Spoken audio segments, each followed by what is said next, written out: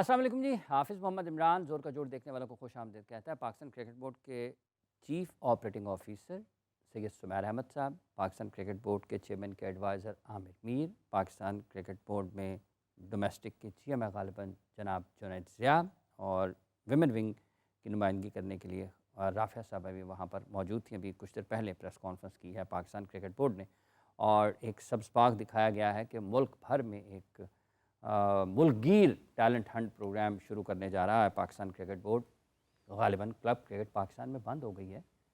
उसका तो कोई पुरसाने हाल नहीं है, जो कि ख़ुद पाकिस्तान क्रिकेट बोर्ड की ज़िम्मेदारी है, जिसकी जिसकी देखभाल करना, जिसके फ़रोग़ के लिए काम करना, जिसके मयार को बुलंद करना, उस तरफ तो पाकिस्तान क्रिकेट बोर्ड तवज्जो नहीं देता है। ये किस तरफ चल पड़े हैं? ये है फैंसी काम, जो ख़बरें बनती हैं, जो डिजिटल पर काम होता है, उससे लोग आपकी तवज्जो हासिल आप लोगों की तवज्जो हासिल करने की कोशिश करते हैं। इस पर भी बात करेंगे। फिर साथ ही साथ उन्होंने भारत और आईसीसी का जिक्र किया है, उस पर भी गुफ्तगू रहेगी। पाकिस्तान क्रिकेट टीम ने तीसरा टी20 मैच इस सीरीज़ का 5 मैचों की, जिसमें 2 नाकामियों के बाद पहली कामयाबी हासिल की है, उस पर क्या असर पड़ सकता है। फिर साथ ही साथ एहसामुल हक, जो कि पाकिस्तान टेनिस फेडरेशन के सदर भी हैं और टेनिस खेल भी रहे हैं, उन्होंने अपने पुराने और देरीना साथी हमदम देरीना अकील ख़ान के साथ मिलकर तुर्की में एक टूर्नामेंट भी जीता है। उस पर भी गुफ्तगू करेंगे। क्रिकेट एनालिस्ट जनाब क्रिकेट कमेंटेटर राजा सदर खान साहब हमारे साथ मौजूद हैं। खान साहब अस्सलाम वालेकुम। वालेकुम हाफ़िज़ इमरान साहब, बहुत बहुत शुक्रिया। कोई टैलेंट हंट का प्रोग्राम शुरू हो रहा है, पाकिस्तान क्रिकेट बोर्ड उसको कर रहा है, और हमारे साथ इस वक्त मौजूद हैं प्रोग्राम में senior sports journalist Abdul Majid Bhatti साहब। भट्टी साहब अस्सलाम वालेकुम। जी वालेकुम अस्सलाम। राय साहब अस्सलाम वालेकुम। वासलाम जनाब, हजूर खैरियत से हैं। जी राजा साहब, अल्हम्दुलिल्लाह ठीक ठाक। Talent hunt programme. Talent hunt जो एक मुस्तकिल प्रोसेस है, हम्म, इसको 20-30 साल के बाद नहीं होना चाहिए। जो पहला कारगर और बड़ा शानदार एक टैलेंट हंट था, वो फजल महमूद साहब ने किया था, और उसके अलावा भी 1-2 मरतबा ये अटैम्प्ट हुई हैं। लेकिन ये कंटिन्यूस प्रोसेस टैलेंट को हंट करना, वैसे ये जो हमारा सदर दफ्तर है क्रिकेट बोर्ड का, इसके ढंग निराले हैं। ये वो काम करते हैं जो उनके काम करने के नहीं होते। ये है नीचे की सतह की जो ग्रास रूट क्रिकेट है, उसके जो डाई हार्ड चाचे और अंकल्स हैं, उनका काम होता है। वो ले आते हैं ऊपर, या फिर बड़ी कोई चशम दीदा किस्म की कोई ऐसी चीज़ें हों जिसको कप्तान देख ले या चेयरमैन सेलेक्टर देख ले, वो टैलेंट हंट हो जाता है।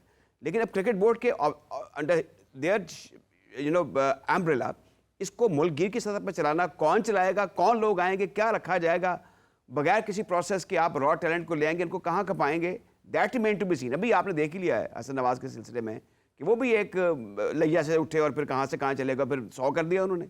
तो इसी किस्म का टैलेंट अगर ये तलाश करने की कोशिश करें, मेरे ख्याल में ये फी ज़माना मुझे लगता है ये कोई इतनी एफर्ट कामयाब होने वाली नहीं। अल्लाह करे कि कामयाब हो असल में जाए। ना काफ़ी साल पहले एक स्कूल क्रिकेट का टूर्नामेंट ख्वाजा नदीम साहब के साथ मिलकर करवाया था जुनैद ज़िया साहब ने। उन्होंने पूरे पाकिस्तान क्रिकेट बोर्ड को ना स्कूल क्रिकेट पर ही लगा दिया। अब ये मुझे बताएं, school cricket, university cricket, college cricket, club cricket, इसको भी क्रिकेट बोर्ड ने अपने उसमें कर लिया। अब एक बड़े गौर से मेरी बात ये भी सुन लीजिए आप, उस दिन प्रेस कॉन्फ्रेंस हुई, जो पहली प्रेस कॉन्फ्रेंस आज नहीं जिसका आप जिक्र कर रहे हैं, वो थी आमिर मीर साहब की और जो CFO साहब हैं उनकी।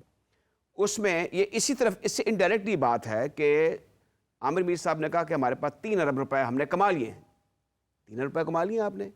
तो जब 2003 में इंडिया की टीम यहाँ पर आई थी, 4 में 2005 में भी आई थी, 3-4 में भी आई थी, 4 में और 6 में 6 में, तो वहाँ पर 3 इससे ज़्यादा अरब पैसे 3 अरब रुपया उस सीरीज में कमाया गया, जो बायलैटरल सीरीज। एक बात होगी।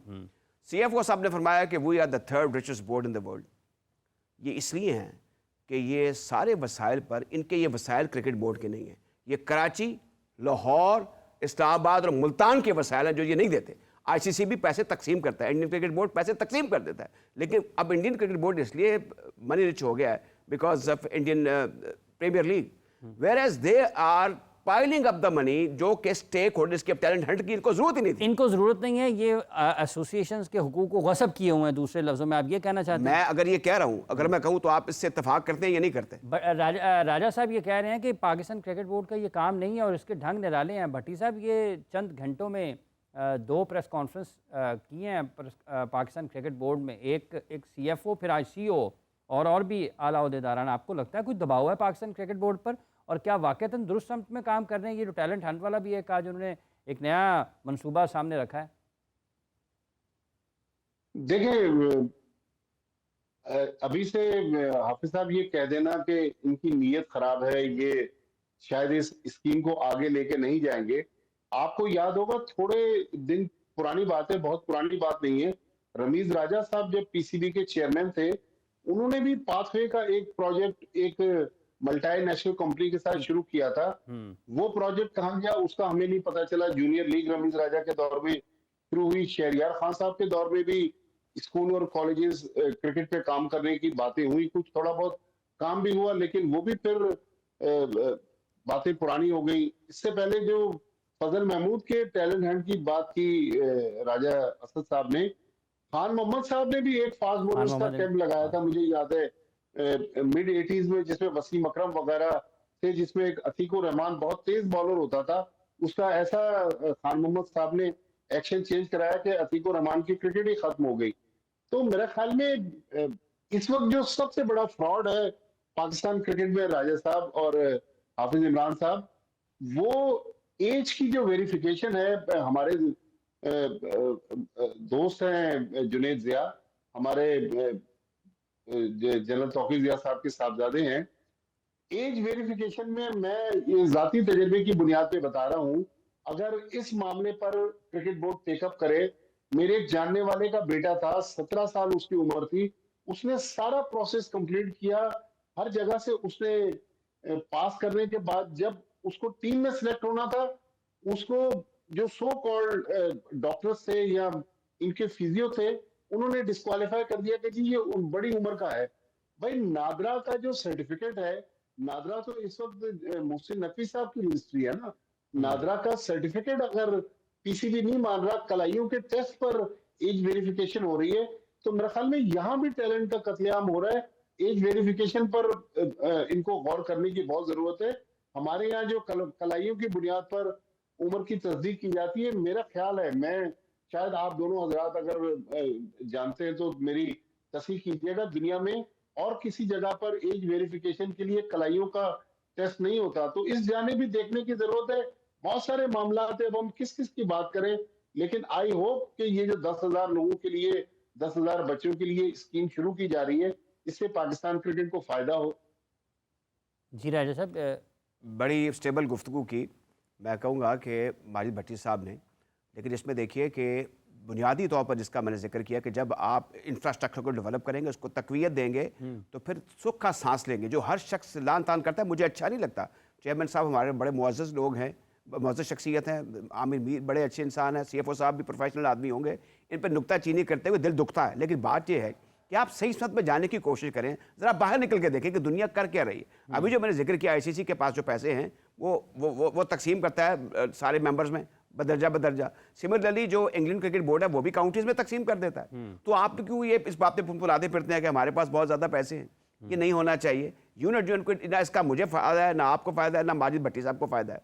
तो करना ये चाहिए कि इनको तकवीत दे, ये टैलेंट हंट करें। दूसरा, मुल्क में जा बजा बड़े शहरों में, पहले लाहौर कराची में क्रिकेट होती थी या पिंडी में थोड़ी बहुत, अब तो सारा पाकिस्तान में फैल गया। जगह जगह अकेडमी है, जगह जगह क्लब है, क्रिकेट बहुत ज़्यादा होगी, इसको फैलाएं आप। अभी रमज़ान में जैसे मैं जिक्र कर रहा हूँ, मैं भट्टी साहब से कहूँगा वो भी इस पर रोशनी डालें। आपसे मैं बात कर चुका हूँ पहले भी कि उन्होंने रमज़ान में अपना वो T20 नेशनल चैंपियनशिप करा दी, और आपने वो जो प्राइवेट सेक्टर में कराची में जो एक बुकाए नूर बना होता था, वहाँ पर इतनी नाइट क्रिकेट होती थी, उसको ख़त्म कर दिया। उनसे पैसे ही मांगते हैं। लाहौर में गनी इंस्टीट्यूट ऑफ क्रिकेट वाले बड़ा अच्छा इवेंट कराते थे प्राइवेट सेक्टर में, वहाँ से ये मैंने सबसे पहले सलमान अली आगा को, हाफिज इमरान साहब, मैंने पहली मरतबा उसी इवेंट में देखा था, और मुझे इसने बड़ा इंप्रेस किया था by his attitude and of course इसकी इनके जो जेस्चर्स थे। तो by all mean Hasan Nawaz भी खेले थे, हसन नवाज देखें, अब ये देखें ना, वो भी टेनिस बॉल, और फिर कश्मीर प्रीमियर लीग जो एक जरा को नुमाया किस्म की लीग नहीं है। तो इनको इस चीज़ का ख्याल करना चाहिए, स्टेक होल्डर्स को ऑनर करना चाहिए। अच्छा भट्टी साहब, ये जैसे राजा साहब कह रहे हैं, एसोसिएशन का किरदार, हाफिज साहब जो राजा असद साहब बात कर रहे हैं ना, रमजान क्रिकेट इन्होंने खत्म करके बहुत सारे गरीब क्रिकेटर्स के पेट पर लात मार दी है। इसलिए कि रमजान क्रिकेट में मुझे याद है कराची में इतने टूर्नामेंट्स रमजान के महीने में होते थे कि एक औसत दर्जे का क्रिकेटर जो है वो 5 लाख रुपए, और बड़ा क्रिकेटर लाइक फवाद आलम या हसन नवाज या सलमान अली आगा ये 15 से 20 लाख रुपए कमाते थे, लेकिन वो आमदनी का वो जरिया भी चला गया। ठीक है। अच्छा, यही बात है कि अगर ये जो हिकमत अमली है भट्टी साहब, आपको लगता है कि ये पाकिस्तान क्रिकेट बोर्ड ने अपने ही लोगों के साथ एक मैच मुकाबलाबाजी उनकी हो गई है, और दूसरा ये जो एसोसिएशंस का किरदार है आपके इल्म में बखूबी तौर पर होगा, एक ज़माने में काउंसिल होती थी पीसीबी की और वो अहम फैसलों में उसका बड़ा किरदार होता था। आज का गवर्निंग बोर्ड और आज की एसोसिएशंस को क्यों दबा कर रखा हुआ है बोर्ड ने? देखें, बोर्ड ने तो तबाह किया, लेकिन एसोसिएशन भी, हाफिज साहब, मैं लाहौर का मुझे नहीं पता, लेकिन दूसरे शहरों की जो कहानियां हम सुन रहे हैं वो उस तरह एसोसिएशन एक्टिव नहीं है। जिस तरह मैं कराची की बात करूं, प्रोफेसर सिराजुल इस्लाम बुखारी साहब जैसे सीजन एडमिनिस्ट्रेटर जो है जो क्रिकेट ऑर्गेनाइजर थे, जी जी, या सिंध में एक और मरहूम रजाउल्लाह खान थे, या जावेद साईं जमाल रजाउल्लाह साहब का क्या लाहौर में क्या थे। बात है उनकी? साईं रजाउल्लाह की क्या बात क्या है? जी, और सिकंदर बख्श मुझे बताते हैं कि कराची की टीम में सिकंदर बख्श सिलेक्ट नहीं हो सके, साईं रजाउल्लाह ने उनको सिंध की टीम में सिलेक्ट किया। तो वो ऑर्गेनाइजर जो क्रिकेट का दुख और दर्द लेके चलते थे, जिनके पास खुद खाने के लिए पैसे नहीं होते थे, यकीनी तौर पर लाहौर में या पंजाब में और भी अच्छे ऑर्गेनाइजर होंगे, वो अब ऑर्गेनाइजर हमें नजर नहीं आ रहे। तो हमें बेसिकली पाकिस्तान क्रिकेट जो है ना, मुकम्मल ओवरहॉलिंग की तरफ चला गया। अब इसको ओवरहॉल जब तक हम करेंगे नहीं, हमें कुछ शॉर्ट टर्म प्लान बनाने, कुछ लॉन्ग टर्म प्लान बनाने। लेकिन मेरे ख्याल में टैलेंट हंट स्कीम ठीक है, पीसीबी शुरू करे। मुझे याद है कुछ अर्सा पहले गालिबन जब वसीम खान आए थे और नदीम खान और दूसरे लोग पाकिस्तान क्रिकेट में शायद अपने जुनैद जिया भी थे, उस वक्त ये कहा गया था कि अगर कोई टैलेंटेड बच्चा है हमें अपनी वीडियो भेजे, हम उसी की बुनियाद पर उसको नेशनल अकेडमी बुलाएंगे और उसका टैलेंट चेक करेंगे। मेरा ख्याल वो स्कीम भी हमें कहीं नजर नहीं है। ठीक है। अच्छा राजा साहब, ये जो मामला है टैलेंट हंट वाला, ये पाकिस्तान क्रिकेट बोर्ड के गवर्निंग बोर्ड में 4 अराकीन एसोसिएशंस के हैं। आप कह रहे हैं साइड पर लगाया हुआ है, तारिक सरवर साहब हैं, तनवीर पानेजई हैं, जगदाल साहब उधर से हैं बलोचिस्तान से डीएम जमाली के, फिर खोखर साहब हैं इधर एजेके से। तो और क्या चाहिए एसोसिएशंस को? होता ये है, मैं हाफिज साहब इंतहाई अदब के साथ मैं आपका 30 सेकंड लूंगा कि चैंपियंस ट्रॉफी से पहले जो एक बोर्ड ऑफ गवर्नर्स की मीटिंग हुई ना, उसमें कुछ बोर्ड ऑफ गवर्नर्स के जो अराकीन थे वो सिर्फ ये इस चीज के ख्वाहिशमंद थे कि चेयरमैन साहब उनको दुबई भेज दें चैंपियंस ट्रॉफी के पाकिस्तान इंडिया मैच के लिए। अच्छा जी, वैसे ये जो है ना, ये खबरें बड़ी पुरानी हैं। मेरे हम नफस मेरे हम नशी मेरे गम का किस्सा तवील है। इसमें इस्माइल कुरैशी साहब भी हैं और इसमें चीफ सेक्रेटरी पंजाब भी हैं जो बड़े मुअज़्ज़ज़ीन हैं। इनमें अल्लाह ना करे हम किसी इदारे की या किसी इदारे के सरबराह की हम उनकी शान में गुस्ताखी करें। बड़े हमें मिलते भी हैं, हम उनको सलाम भी पेश करते हैं। लेकिन कहने का मतलब ये है कि जहाँ नादा सजदे में गिरे जब वक्त क़याम आया, करना ये चाहिए कि जहाँ स्टांस लेना हो वहाँ पे कहे कि जनाब चेयरमैन साहब जो आप बात कर रहे हैं वो भी दुरुस्त है, लेकिन जो बात मैं करने लगा वो भी दुरुस्त है। अब देखिए हर बात में हाँ में हाँ मिलाते हैं। ये अंदर की खबरें आपको भी पता चलती हैं, हाफिज साहब को भी पता चलती है, मुझे भी पता चलती है। लेकिन क्रिकेट की बेहतरी के लिए खुदारा देखिए क्रिकेट नहीं, ये दुबई में अगर चले जाएं गवर्निंग बोर्ड के अराकीन तो कौन सी क्रिकेट को नुकसान हो जाना? ये वो पहले अच्छा, गवर्निंग बोर्ड का जो गरीब गुरबाल नहीं होते वो सोशली फाइनेंशियली बड़े तगड़े लोग होते हैं, वो अपने खर्चे पर भी दुबई जा सकते हैं। क्रिकेट अच्छे, वैसे हाफिज साहब नथिंग रॉन्ग, जिसको मैं तो जब मेरा इजाज भट्ट साहब ने मुझे बुलाया, मेरे से पूछा कि जब तनु डायरेक्टर लामा गए थे साफियों को बाहर कर लेगा, मैं कहा बिल्कुल भेजूंगा, मेरा अपना पॉइंट ऑफ व्यू है। ये सोशल गेम है, इसमें साफियों को भी भेजें, दोस्तों को भी भेजें, नथिंग, कोई बुराई नहीं है। मेंबर्स को भेजें, ये क्रिकेट का पैसा क्रिकेट पर खर्च होना है, इसकी सड़कें तो बननी नहीं है, ना अस्पताल बनने हैं। सिर्फ कहने का मकसद ये है, लेकिन आप इस क्रिकेट को जो असल हमारा जिसकी वजह से ये इदारा है जो इसका नज़्म व नसक संभाल रहा है, उसकी बेहतरी के लिए काम करें। आप देख लेना हाफिज इमरान साहब भट्टी साहब, उस लड़के ने बता दिया कि जरूरत होती क्या है। ये उन्होंने शीशा दिखाया है अमाद वसीम को, डरपोकल, और दिमाग में पता नहीं क्या क्या मनफियत है, और फिर बाबर आजम को भी और रिजवान को भी, कि किस तरह आपने अटैक करना है। ये दिलेराना खेल है। तो मेरे ख्याल में जो एडमिनिस्ट्रेटर है इनको भी थोड़ी दिलेरी दिखानी हुई। और मैं नहीं कहता कि लड़ना शुरू कर दें या चेयरमैन साहब की शान में गुस्ताखी करें या क्रिकेट बोर्ड के लोगों से या उनके जो अफसरान हैं उनसे तू तड़ा करें, नॉट एट ऑल, मिलकर चलें। लेकिन खुदारा जब भी पाकिस्तान क्रिकेट की बेहतरी की बात होती है तो एक मुदब्बराना आप जरूर मज़ाहमत करें, जिसका जिक्र अभी हाफिज साहब कर रहे थे। और एक और बात बड़ी इंपॉर्टेंट है जो हमें करनी चाहिए, आप इस पर रोशनी डाल दीजिए। आप कराची में रहते हैं, अब्दुल हफीज हाफिज साहब, मैं ये आपकी इजाज़त से एक सवाल भी कर सकता हूँ? जी जरूर जनाब राजा साहब। अब्दुल हफीज कारदार साहब का ये सेंटेनरी ईयर है और आप भट्टी साहब पुराने सहाफ़ी हैं, पुराने सहाफ़ियों में भी आप अपने से पुराने 20-20 साल के कमर अहमद टाइप किस्म की जो शख्सियात हैं उनके साथ बैठते रहे हैं। किसी को कानो कान खबर नहीं है कि ये 100वां साल है, 100वां साल है ग्रेट अब्दुल हफीज कारदार साहब के यौम वलादत का। और कोई फंक्शन करा दो, कोई मैच करा दो, कोई इवेंट करा दो, तुम्हें पता ही नहीं, और प्रेस कॉन्फ्रेंस से कर रहे हैं। और मेरे ख्याल में शायद आपको जैसे लोगों को तो पता हो, पब्लिक को पता भी नहीं है कि वो किस बला का नाम था। ही वाज वाकई अ बला, a fathering figure for Pakistan cricket. देखिए इस सिलसिले में आपका क्या ओपिनियन है? डू यू थिंक कि क्रिकेट बोर्ड के सिलसिले में कुछ ना कुछ करना चाहिए था? देखिए बिल्कुल, अब्दुल हफीज कारदार साहब ज़ाहिर है पाकिस्तान के पहले टेस्ट कप्तान, पाकिस्तान को पहली कामयाबी दिलवाई, और उनकी जो लेगेसी थी पहले एज ए क्रिकेटर और फिर एज ए पीसीबी चेयरमैन जो डिपार्टमेंटल क्रिकेट को लेकर आए। मुझे याद है 76-77 में जो रिवॉल्ट हुआ, उस रिवॉल्ट पे भी काबू पाया, उन्होंने पाकिस्तान टीम को खड़ा किया। तो ऐसे लोगों को हमें ऑनर करना चाहिए। लेकिन देखिए अब्दुल हफीज कारदार साहब तो चले इस दुनिया में अब नहीं है, लेकिन मैं चूंकि कराची में रहता हूं, मैं एक और आपसे थोड़ी सी तल्ख बात करने लगा हूं जी। प्रोफेसर सिराजुल इस्लाम बुखारी साहब, मुझे किसी ने बताया कि बीमार हैं, ये रमजान से पहले की बात है।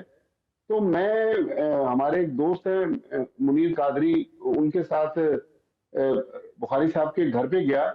बुखारी साहब की बहुत तबीयत खराब है, बहुत बुरी कंडीशन में है। तो मैंने क्रिकेट बोर्ड के एक अफसर से कहा, मैंने कहा यार देखें बुखारी साहब की हालत ठीक नहीं है, उनकी पाकिस्तान क्रिकेट के लिए बड़ी सर्विसेज हैं। चेयरमैन साहब पीएसएल चैंपियंस ट्रॉफी के लिए कराची आएंगे या पीसीबी के बहुत सारे अफसरान आएंगे। अगर कोई उनके घर चला जाए, उनको एक फूलों का एक बुके ही पेश कर दे, तो मेरा ख्याल बुखारी साहब की खिदमात का एतराफ उस पर किया जा सकता है। लेकिन किसी ने इस जानिब किसी को पता भी नहीं होगा कि बुखारी साहब आज एक बात मैं आपको ये बताता हूँ कि कौम की क्या होती है। 78 में जब इंडिया की टीम आई तो फतेह सिंह जी गायकवाड़, ही वाज एक प्रिंस थे, वो लाहौर लैंड किए तो ग्रेट इंडिया की तरफ से भी खेले, पाकिस्तान की तरफ से। गुल मोहम्मद सख्त बीमार थे, वो स्टेट अवे फ्रॉम एयरपोर्ट हाफिज साहब उनके घर पहुंचे और सलाम पेश किया, गुलदस्ता पेश किया, बड़ा हेफ्टी अमाउंट उनकी खिदमत में पेश किया।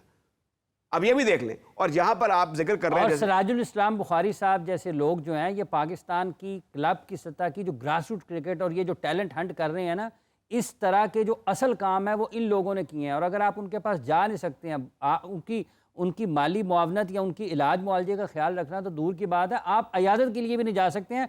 फजल महमूद साहब का जब जनाजा हुआ था ना, तो उसका भी राजा साहब आपको पता होगा कि किस हालत में पाकिस्तान क्रिकेट बोर्ड की तरफ से वहां पर कोई भी नहीं था। और यूनुस अहमद सईद अहमद साहब वगैरह आ रहे थे, ठीक है। तो वो उन्होंने ये पाकिस्तान की एक जो बड़े लोग जब ओहदों पर होते हैं, वो उनकी तरफ से एक जो नज़रअंदाज करने वाली हिकमत अमली है, ये लोगों को आगे वैसा बनने से रोकने की तरफ लेकर जाती है। अगर आप अपने इन लोगों को उनका ख्याल रखते हैं, उनकी अयादत करते हैं, मुश्किल वक्त में उनके साथ खड़े होते हैं, तो इसका मतलब है आप और लोगों को तरगीब दे रहे हैं। अच्छा राजा साहब, बात यह कि पाकिस्तान पहला मैच हारा, दूसरा हारा, तीसरा पाकिस्तान ने जीता। अब आपको लगता है कि हसन नवाज़ पर जितनी बात हो रही है पाकिस्तान में, चंद दिन पहले तक तो ये सुना जा रहा था कि टैलेंट नहीं है, पाकिस्तान टीम कुछ कर नहीं सकती है, लेकिन टैलेंट खिलाड़ियों में नहीं है, या टैलेंट वो नहीं है जो उन खिलाड़ियों को जांचे, परखे और फिर उनकी तरबियत और रहनुमाई का बंदोबस्त करे। हाफिज साहब, पहले तो आपका शुक्रिया, ये आपने सवाल किया। लेकिन दूसरी बात जो अभी थोड़ी सी अगर आप मुझे इजाज़त दें, क्योंकि आपके तवसत से माजी में बड़े लोगों के मसाइल हल हुए हैं। अभी जैसे प्रोफेसर साहब का जिक्र किया सिराजुल इस्लाम बुखारी साहब का, तो हम भट्टी साहब के साथ यकजा होकर क्रिकेट बोर्ड से ये दरख्वास्त करते हैं चेयरमैन साहब से कि उनकी बीमारी में उनकी मदद भी की जाए अखलाकी तौर पर, अगर माली भी उनको ज़रूरत है तो ज़रूर होनी चाहिए। वो एक एहसास है हमारी। रहा सवाल आपका ये, जब आपने सवाल किया जी टैलेंट नहीं है, लेकिन एक भट्टी साहब को शामिल कर लें, वो इखलाकी मदद तो होनी चाहिए ना। भट्टी साहब ये फरमा रहे हैं, इखलाकी मदद होनी चाहिए, उनकी इज्जत की जानी चाहिए, उनका वो रुतबा जो वो जायज मकाम है पाकिस्तान के क्रिकेट में। वो बड़े इंटेग्रिटी वाले आदमी हैं, उनको मैं प्रोफेसर साहब से मेरी रियाजमंदी थोड़ी बहुत रही है, वो इंटेग्रिटी वाली आदमी है। लिहाजा हम ये तो नहीं कह सकते कि उनकी हालत खराब है, उनकी मदद की जाए, वो मांग रहे हैं, नॉट एट ऑल। अगर कुछ है भी तो फिर जाकर क्रिकेट बोर्ड अपना किसी, अगर चेयरमैन साहब नहीं जा सकते, आमिर मीर साहब, चेयरमैन से कम जाना ही नहीं चाहिए राजा साहब।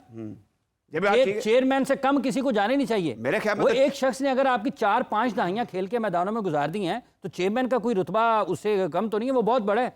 चेयरमैन और आ सकते हैं, सराजुल इस्लाम बुखारी आपको और नहीं मिलेगा कराची में। चेयरमैन से कम किसी को नहीं जाना चाहिए। जी आप जारी अच्छा, अब ये इसमें एक और चीज़ है, मेरे ख्याल में जब सईद अहमद का इंतकाल हुआ तो मैं ड्रीम कर रहा था कि हमारे चेयरमैन में जाके आखिरी कंधा दे देते तो इनके कद में बहुत इजाफा हो जाता। बताने वाले भी कोई नहीं, अफसोस की बात है, इसमें nothing wrong with the chairman, I would say यहाँ पे कुछ ऐसे फोर्सफुल लोग होने चाहिए। अब आपने जिक्र किया टैलेंट नहीं है, मैं आपको, मेरा ये ईमान है कि आपके क्रिकेट के मसाइल टैलेंट के नहीं है, ये एडमिनिस्ट्रेशन के हैं। आपकी एडमिनिस्ट्रेशन जो है एडम दुरुस्त नहीं है, इसमें सब लोग शामिल हैं। अब देख लें माजी के जो किस्से अब बताए जा रहे हैं उसमें ये चीज़ बावर हो रही है कि आपकी हिस्टोरिकली 92 के बाद एडमिनिस्ट्रेशन कमज़ोर से कमज़ोर से कमज़ोर तर होती रही, हम ज़लील और रुस्वा होते रहे। और क्यों नहीं क्रिकेट को एक स्पेशल खेल समझा जाता? कौम के मिजाज पर असर पड़ता है, लोगों के मिजाज में बिगाड़ पैदा होता है, लोग साइको केस हो जाते हैं, लड़ना शुरू कर देते हैं, गालम गलौज पे उतर आते हैं। तो क्यों नहीं समझते? ये क्यों इतने बेइज्जती प्रूफ हो चुके हुए हैं? तो इसमें बड़ा ज़रूरी है कि हमारे चेयरमैन साहब और पैटर्न साहब मिलकर बैठें और कोई ऐसा लाया अमल इख्तियार करें जिससे हमारी साख बेहतर हो जाए, हमारी बदनामी ना हो, जिससे हमारी साख बेहतर हो। ये जो तनकीद है भट्टी साहब, अब पाकिस्तान क्रिकेट बोर्ड पर एक दौर में तो 3 लाइनों की खबर लगती थी तो कुर्सियां हिल जाती थी। आज आपको लगता है टेलीविज़न चैनल्स पर प्रोग्राम्स होते हैं, अखबारात में लिखा जाता है, डिजिटल पर वीलॉग्स होते हैं, वीडियोज़ आती हैं, पाकिस्तान क्रिकेट बोर्ड पर कोई असर नहीं पड़ता? देखिए, असर तो पड़ता है। ये जो प्रेस कॉन्फ्रेंसेस हो रही हैं या आके मीडिया में मौखिक बयान किया जा रहा है, ये मीडिया का प्रेशर ही है। लेकिन जाहिर है वो प्रेशर मुझे आज भी याद है। एक बार चिश्ती मुजाहिद साहब कह रहे थे कि यार मुनीर हुसैन मुझे अक्सर कहा करते थे कि यार फला बंदा आधे कॉलम की मार है, फला बंदा एक कॉलम की मार है।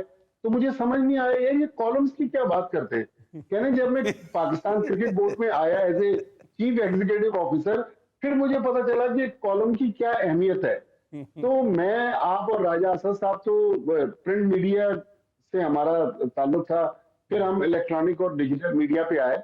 लेकिन मेरे ख्याल में तनकीद बराए इस्लाह होनी चाहिए।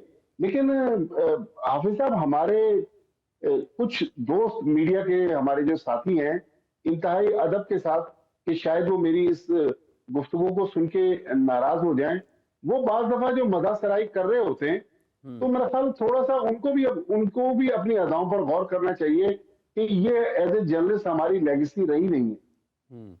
अच्छा, एक बड़ी दिलचस्प बात की है अभी मुनीर हुसैन साहब का जिक्र हुआ है। मैंने एक मरतबा फ़ोन कर दिया ग्रेट अब्दुल हफीज़ कारदार साहब को, वो सीधे मुंह वैसे किसी से बात नहीं करते थे। मैंने टेलीफोन पर लंबी बात की कि मैं आपका इंटरव्यू करना चाहता हूँ, उन्होंने मुनीर हुसैन साहब के मुतालिक बातें शुरू कर दी। ये जो आपने बात की भट्टी साहब, इसका मतलब है कि ग्रेट अब्दुल हफीज़ कारदार साहब जो थे वो भी पनाह मांगते थे जो बातें उन्होंने की जनाब मुनीर हुसैन साहब से। और मुनीर हुसैन साहब वाकई बड़े, आप ऐसी बातें करते हैं कि हर बात में से एक दास्तान निकल आती है। तो बहरहाल आप ठीक कह रहे हैं कि जो प्रिंट मीडिया था पहले और अब इलेक्ट्रॉनिक मीडिया जो है, अगर वो बात सही सब में करे तो इसमें कोई आप दूसरी राय नहीं कह सकते कि जो इदारा है, जो कॉज है, जो बेहतरी है, उसमें हैरत अंगेज तब्दीलियाँ आ जाती हैं, बड़े बड़े बुर्ज उलट जाते हैं और हमें हैरत अंगेज तब्दीलियाँ आती हैं उसमें। भट्टी साहब, अभी जो सैयद सुमैर साहब ने पाकिस्तान क्रिकेट बोर्ड के COO, उन्होंने वजाहत दी है अपनी उस इवेंट की, उस तकरीब की, ICC की चैम्पियंस ट्रॉफी के फाइनल की, जिसमें वो दुबई में मौजूद थे, लेकिन उनको ICC ने इजाज़त नहीं दी या उनको मदऊ नहीं किया गया उस इख्तितामी तकरीब में। एक जवाब ICC ने दिया है, उससे पाकिस्तान क्रिकेट बोर्ड मुतमईन नहीं है, दोबारा जवाब मांगा गया है। आप इस साल, और उन्होंने नाम नहीं लिया, लेकिन कहने का मकसद उनका यही है कि BCCI कुछ इस तरीके से काम कर रहा है कि शायद पाकिस्तान के रास्ते में या पाकिस्तान क्रिकेट बोर्ड के रास्ते में रुकावटें खड़ी की जा रही हैं। आप इस वजाहत को और इस सारे वाक़े को किस तरीके से देखते हैं, जब ये उनकी तरफ से बाज़ाब्ता तौर पर वो बोल गए हैं? तो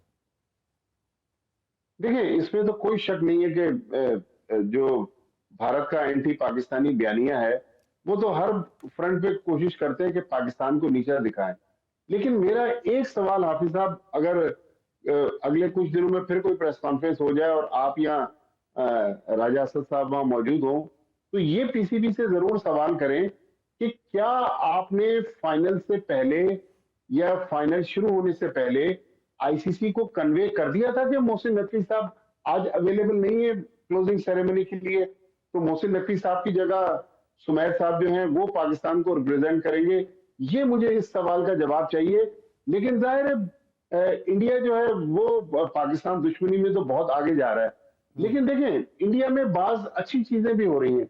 अब आज से इंडिया में आईपीएल शुरू हो रहा है। आईपीएल में उन्होंने क्या किया कि कोविड के दिनों में वो जो गेंद पर थूक लगाने का जो एक सिलसिला था, उस पर कानून बनाया आईसीसी ने था। पाबंदी लगा दी थी। लेकिन आईपीएल में बीसीसीआई ने उसको शुरू कर दिया दोबारा से। कल मेरी राशिद लतीफ से भी बात हुई, सिकंदर बख्श से भी बात हुई, और लोगों से भी जो बात हुई, तो वो सब लोग इसकी तारीफ कर रहे हैं। क्या ही अच्छा हो। आज मैंने नसीम शाह का भी बयान पढ़ा, उसमें अपने जो वसीम जूनियर है वो भी उसकी तारीफ कर रहे थे कि ये अच्छा सिलसिला है, आईसीसी को भी शुरू करना चाहिए। तो ये वो क्रिकेटिंग मामलात हैं जिन पर पाकिस्तान को गौर करना चाहिए। मैं ये नहीं कह रहा कि इसी कानून को पीसीबी बहाल कर दे, लेकिन क्रिकेटिंग फ्रंट पर भी हमने कुछ अच्छे फैसले करने जिससे हमारी क्रिकेट मजीद पुरकशिश हो। ठीक है, आपका बहुत बहुत शुक्रिया भट्टी साहब, आपने अपना वक्त दिया और अपनी कीमती राय हमारे देखने वालों तक पहुंचाई। आपसे आने वाले दिनों में भी बातचीत होती रहे। कीमती वक्त का बहुत बहुत शुक्रिया। राजा साहब, जब हम अब बात कर रहे हैं क्रिकेट की, एहसामुल हक पाकिस्तान टेनिस फेडरेशन के सदर भी हैं, खेल भी रहे हैं। ये गुज़िश्ता चंद एक आध दिन कबल ही गुजरा है, उन्होंने तुर्की में एक इवेंट में पाकिस्तान के लिए कामयाबी भी हासिल की है उन दोनों ने, एहसामुल हक और वकील ने। तो इनके बाद क्या, अभी तो ये खेल रहे हैं। एक शुक्र ये भी करें कि वो पाकिस्तान टेनिस फेडरेशन के प्रेसिडेंट बन गए। इसमें मुश्किलात थी, right man for the right job है। हुकूमत को भी इस सिलसिले में हलाशेरी देनी चाहिए कि वो लोग जो कि मुस्तहिक हैं वो करें। और ये अच्छी बात है कि इवन ओल्ड एज भी आप लाइमलाइट में रहते हैं और सीनियर्स के इवेंट्स खेलते रहते हैं, फिट रखते हैं अपने आप को। फिर एक इसके जाने का वहाँ पर तुर्की में एक ये मतलब ये हुआ कि आप वहाँ पर जाकर कोई बायलैटरल बेटरमेंट के कोई एग्रीमेंट करें, कि उनसे और लोग भी आए होते हैं, उनसे मिंगलिंग करें। तो ये बड़ा अच्छा किया जाके वहाँ पे। बिसाइड उनकी परफॉर्मेंस तो हम हमेशा से ही बड़ी सेटिस्फैक्टरी रही है।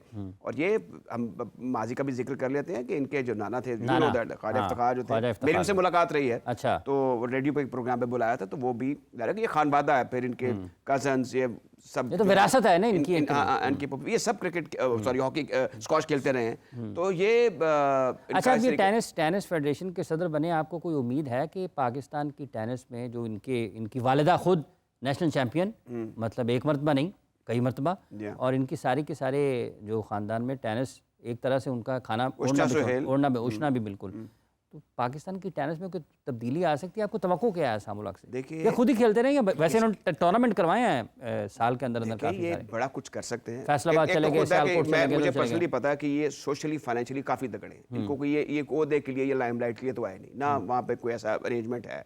इनका काम ये है, इन्होंने खुद भी अपनी एक सिलसिला शुरू किया हुआ है फिलंथ्रोपी का, जिसमें ये यंग बच्चों को ट्रेनिंग दे रहे हैं और उनको लुक आफ्टर कर रहे हैं।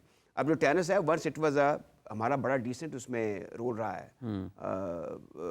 रहीम सिस्टर्स थी, फिर ये इनकी फैमिली थी, और ये सब लोग, फिर रशीद मलिक ने भी एक हद तक शम्मा जलाई। ये सब लोग का कुछ, वो तो अभी भी जलाए रखते हैं शम्मा, वो करते रहे। यहाँ पे कॉस्मेटिक उन्होंने शम्मा पास रखी हुई है, जहाँ पे टेनिस का काम नजर आता है शम्मा जला देते हैं। हाफिज साहब, एक और चीज़ है कि ये पंजाब स्पोर्ट्स बोर्ड ने कुछ बहुत अच्छे काम भी किए।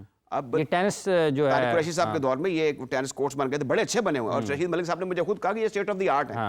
हमारा इंफ्रास्ट्रक्चर ठीक है, हॉकी का भी ठीक है, अभी वो डिग्री अगर हम कहते हैं, स्क्वॉश का भी किसी हद तक ठीक है, पेशावर में काम हो रहा है। लेकिन अब वो है कि वो जो डिकेडेंस है जिसका आपने जिक्र किया है, उसमें टेनिस जो है वो भी अब शामिल हो चुकी हुई है। और इसमें जब तक मुझे लगता है कि ये कोई ड्रास्टिकली कोई बड़े स्टेप नहीं लेंगे, जब स्पॉन्सरशिप नहीं आएगी, आपका एक तो पूल बड़ा कम है प्लेयर्स का, सहूलियात बड़े शहरों में, ये कॉस्मोपॉलिटन शहर्स में।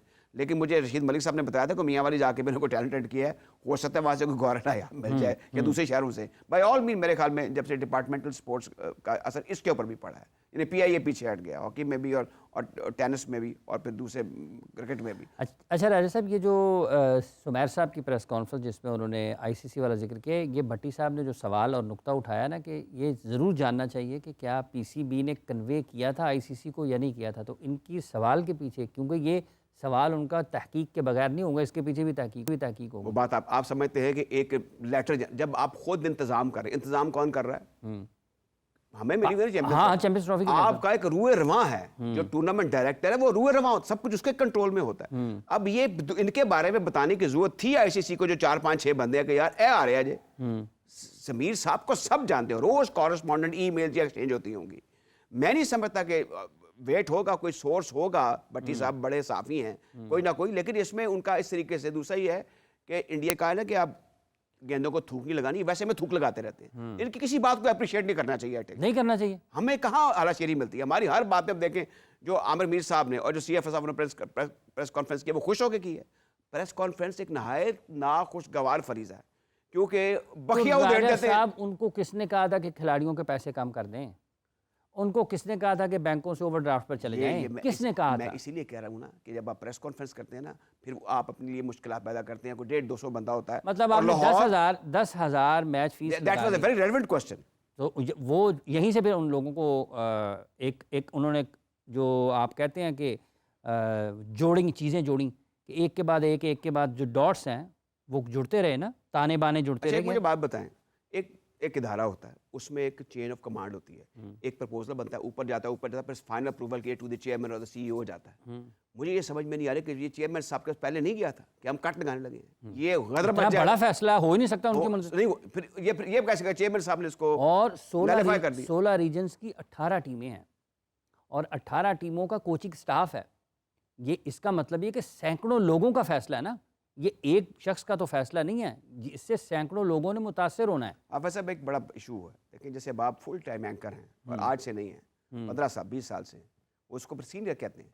जब आपसे कोई बात, मैं नहीं कह रहा कि रोज़ आपको कोई फ़ोन करके बताए, लेकिन जो मीडिया का जो भी उनके लोग हैं, उनको चाहिए कि ये आप बात कर रहे थे, राजा साहब, भट्टी साहब बात कर रहे थे, बात ऐसे नहीं, हमारी भी ज़रा सुन लें बात, आपको बता दें, तो आप खुश भी होंगे, आप एजुकेट भी हो जाएंगे, हमें भी बाद में कोई राहत मिल जाएगी। हम कोई खुश होकर तो उनके ऊपर वो ये काम तीर नहीं, वो ये काम करते हैं, लेकिन वो जो बात कर रहे होते हैं उनको नहीं कहते, वो उनके दोस्तों को कह देते हैं कि यार देखो ज़रा कहो कुछ। आपने देख लिया ना during the process of the champions trophy, पूरा जो इंडिया का मीडिया था उसमें से जो अक्सर था, जो फोरमोस्ट था, जो मेन स्ट्रीम का था, उसको BCCI खबरें लीक करता था। उनको पहले से बता देते थे कि ये होने जा रहा है। वो डरे भी हुए थे बीच में। I tell you, India was bound to come to Pakistan. ये क्या बात कर रहे हैं? मैं आपको बता रहा हूँ, ये बात तय थी कि जब कुछ ना हुआ तो भेज देंगे टीम को, क्योंकि वजह बनती कोई नहीं थी। ग्लोबल क्रिकेट में उनकी से कोई नहीं रही। अब आपने देख लिया कि चैंपियंस ट्रॉफी के बाद से क्यों नहीं रही सारी, वो भट्टी साहब कह रहे हैं सारी बातें उनकी मान रहे हैं। नहीं, वो मानने, अब देखें बार बार वो ट्रम्पट ब्लो करते हैं पैसे की, लेकिन आप मुझे बताएं कि वेस्ट इंडीज़ हो, ऑस्ट्रेलिया हो, इंग्लैंड हो, उनके प्लेयर्स ने कहा नहीं कि दुबई में इंडिया को नहीं, फैसिलिटेट लेकिन हो सकता है वो पाकिस्तान को आगे जाके नुकसान हो जाए। वो 2026 वाला जो है कि वो कहीं नहीं, देखें ट्रैवलिंग इतनी क्या करें, एक ही जगह पर आ जाएं। नहीं, वो अब ऐसे नहीं होगा। इंडिया को तो कर दिया ना, इंडिया एज अ फोर्स, लेकिन ये नहीं कि अगर पाकिस्तान वहाँ पर जाएगा तो पाकिस्तान को कहेंगे नहीं, पाकिस्तान को इनको भी ऐसे करना चाहिए। ये तो एक इंडिविजुअल सतह पर बात हुई है, इसका शेडो कास्ट हुआ, जो पहला करने वाला वो इंडिया, नॉट पाकिस्तान। तो ये सारी ऐसी चीज़ें जो आगे जाके इंडिया की क्रिकेट को सर्व करने वाली नहीं, आई टेल यू। और दूसरा एक बात ये है कि हमें अपनी सफ़ों को, कहते हैं ना कि अपनी मंजिल थले डांग फेरनी चाहिए, करना ये अपना हाउस इन ऑर्डर करना चाहिए, अपना हाउस इन ऑर्डर अपने मामला ठीक करने देखिए, चाहिए। आपको वर्ल्ड कप में तो एक मौका मिल गया था ना। ये जो हमारे कुछ ऐसे भटके हुए क्रिकेटर्स थे, इनकी वजह से हम इंडिया से मैच हार गए, वो मैच आपने जीता होता, इनकी बेकरारी को थोड़ा सा करार आता, फिर आप कम से कम डिसेंटली परफॉर्म करें। आपकी उल्टी सीधी खबरें बाहर मत जाएं। आप क्या कर रहे हैं, यानी ग्रुप्स में टीमों के बारे में ये मैं सोचता हूँ वापस साहब, ये मुमकिन है कि टीम पाकिस्तान की हो और प्लेयर्स जो हैं वो टुकड़ियों में बटे हुए हैं? Not at all. लेकिन इसके शवाहिद मौजूद हैं, ये इन चीज़ों को तकवीयत देते हैं कि ऐसे हो रहा है। बास प्लेयर्स के बारे में जो फोर्स एंड री फोर्स हो रहे हैं, उनके बारे में यकीनी तौर पर यह बात कही जा सकती है कि इनके लिए कोई ना कोई ऐसा नरम गोशा जरूर है मैनेजमेंट के अंदर, जो ये बार बार आ जाते हैं। तो अब इन चीज़ों का ख्याल रखना चाहिए और इसको क्रिकेट को एक बड़ा स्पेशल खेल समझना चाहिए। इसको एक ख़ास दर्जा, ख़ास मकाम पाकिस्तान के लोगों के दिलों में है, और जो इसके मुंतज़मीन हैं उनको भी ये समझना चाहिए कि ये खेल, जिस तरीके से आपने कहा शुरू में कि ये लोगों के जज्बात पर असरअंदाज होता है। जैसे कल पाकिस्तान ने फतह हासिल की तो लोगों के जज्बात बदले, लोगों के चेहरों पर खुशियाँ आई। होने खबर आई है, खिजर से हटा पाई है, वही बड़ी बात है। हाँ, तो ये सारे के सारे लोग अब इनको ये चाहिए कि उसको ख़ास मकाम दे। बहुत बहुत शुक्रिया राजा साहब आपका, और जितने भी लोग हमें इस वक्त देख रहे हैं, आप सब लोगों का भी बहुत बहुत शुक्रिया। प्रोग्राम का वक्त ख़त्म हुआ चाहता है, आपसे दोबारा मुलाकात होगी, अपना ख्याल रखें, अल्लाह हाफ़िज़।